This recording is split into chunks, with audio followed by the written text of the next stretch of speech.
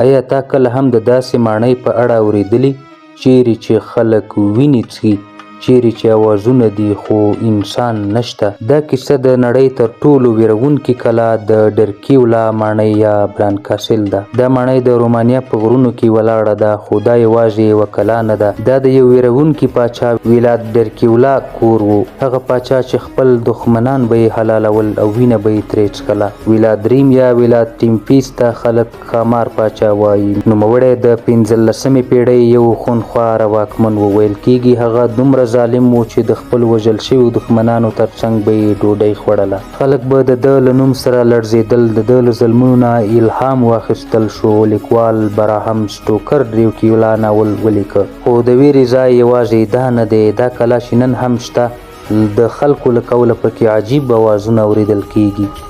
سیلانیان وایي د شپې ناوخته پکې دروازې په خپله خلاصي او بندېږي. سیوري راښکاري خو انسان نه ښکارېږي. افسانه ده، دا یوه رښتینې تاریخي ماڼۍ ده، د رښتیني ښامار کور.